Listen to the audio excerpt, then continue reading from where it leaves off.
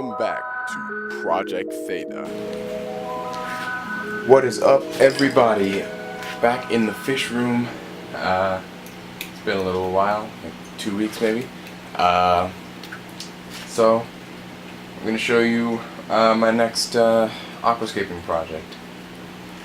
So if you've been watching my channel or you've gone back and seen my older videos, you know that this 33 long tank at the top of the screen used to be my primary Cockatoides breeding tank, or at least the colony tank.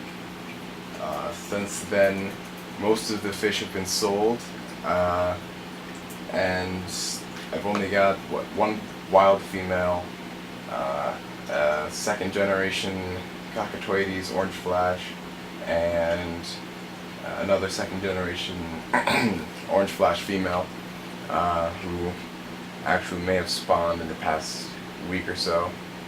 But tank's obviously kind of bland. It's not really set up for any intense breeding. But I decided that I got kind of bored with what it was, and I'm going to, well, make it an aquascape tank. And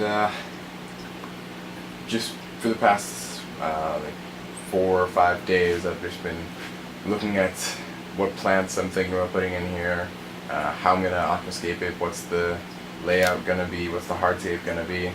And so far I've just determined that it's going to be a partially immersed tank, so I'm going to have plants growing in and out of the tank. And I might be lowering the water level to about half of the tank's full volume, just to let more room for the plants to grow without having to spill over outside of the tank itself, so I can keep the humidity inside of the tank and not have to refill it so often.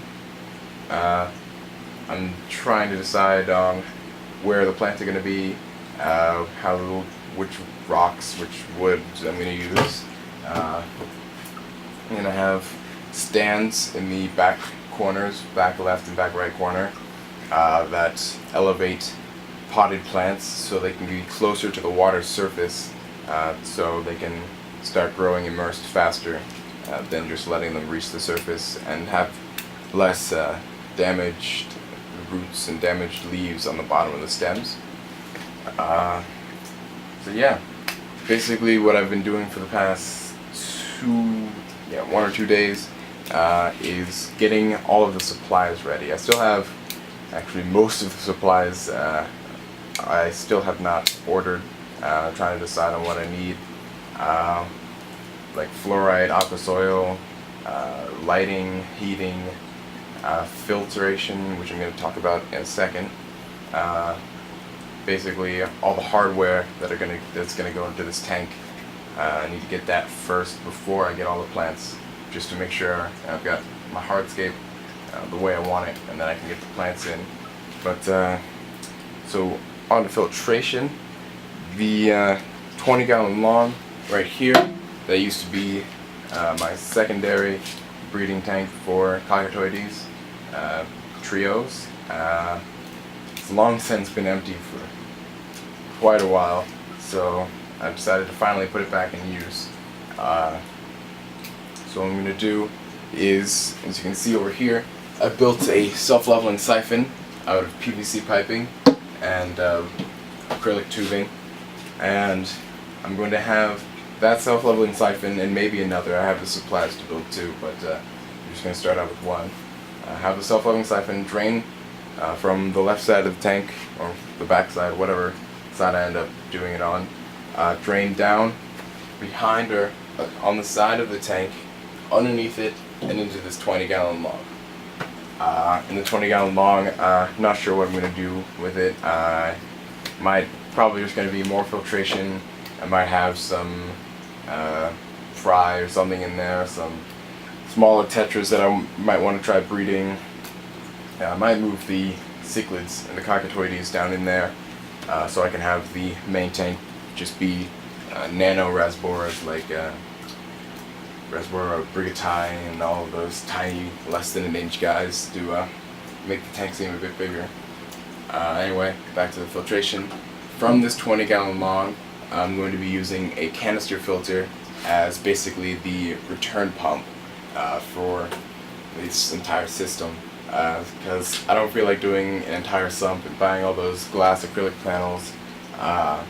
So I'm just going to buy a canister filter, have the intake be on the back of this, and have the outflow into the 33 long, which of course it'll go through and then recycle through the self-leveling siphon. So we have 20 long, basically a refugium for fresh water. It helps add water volume to decrease the water changes needed per week, per day, to just help balance the tank out parameter-wise.